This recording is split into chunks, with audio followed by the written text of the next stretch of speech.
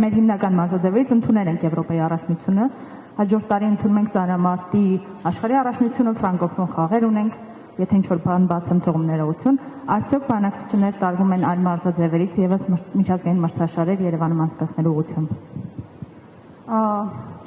Բնականաբար եւ բոլոր այսպիսի աշխատանքները մեզ օգնում են, որպեսզի մենք ավելի վստահ հայտեր ներկայացնենք եւ այլ մարզաձևերի եւ նույն մարզաձևերի այլ առաջնությունների անցկացմանը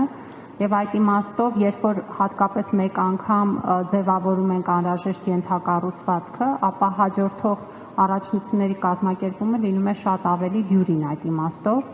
Եվ հրաձգության առաջնության կազմակերպումն էլ մեզ համար շատ կարևոր փորձառություն էր, որովհետև ինչպես նշեցի, բազմաթիվ նյուանսներ կային, նույն զենքերի ներմուծման, անհրաժեշտ թույլատվական փաստաթղթերի ընթացակարգերի կազմակերպման եւ բնականաբար սա նաեւ ձևավորում է հնարավորություններ հետագայում նույնպես դիմելու եւ կազմակերպելու արդեն ունենալով այս փորձը։ Հաջորդ տարին այո մեզ համար շատ կարևոր է լինելու աշխարհի ծանրամարտի առաջնությունը կազմակերպելու ենք ելնելով արդեն Եվրոպայի առաջնության փորձի վրա եւ սա էլ մեզ համար շատ կարևոր ու շատ իսկապես ուսանելի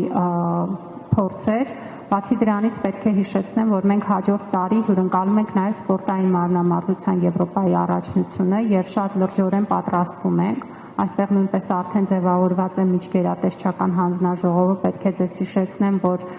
մոտակայքում ընթանում է Ալբերտ Ազարյանի նոր մարզադպրոցի շինարարությունը, որը պետք է ավարտենք այս տարի եւ որտեղ պետք է նաեւ առաջնության մարզումային հատվածը ձևավորվի, մեծ ծավալի գույք պետք է ձեռք բերվի, որը վստահաբար կարող է օգտագործվել նաեւ մարմնամարզության այլ միջազգային մրցաշարեր եւ առաջնություններ հյուրընկալելու համար։ Ֆրանկոֆոնիայի խաղերը մեզ համար շատ կարևոր են, հատկապես ատլետիկական մարզաձևը նկատի ունենալով մենք ամբողջական նոր ենթակառուցվածք պիտի ձևավորենք, որը ելի վստահաբար կօգտագործենք նաև հետագայում այլ մրցաշարեր հյուրընկալելու, ու այդ տեսանկյունից իսկապես բավականին լավ փորձ ենք ձևավորում, որը թե ենթակառուցվածքների իմաստով, թե կազմակերպչական իմաստով մեր երկիրը դարձնում է սպորտային քարտեզի վրա տեսանելի, ու ես ուրախ եմ, որ վերջի մի քանի տարում մեր անցկացրած բոլոր մրցաշարերի կազմակերպման մակարդակի ու որակի մասին էլ մեր միջազգային գործընկերները շատ բարձր են արտահայտվում։ Պետք է հիշեցնեմ, որ անցյալ տարի խաղային մարզաձևերից կազմակերպեցինք տարբեր առաջնություններ՝ բասկետբոլ, վոլեյբոլ, տափողակով հոկեյ, ու սա նշանակում է, որ շատ բազմազան է մեր օրակարգը։ Հաջորդ տարի նաև կարատեից կունենանք մրցաշար եւ պլաններում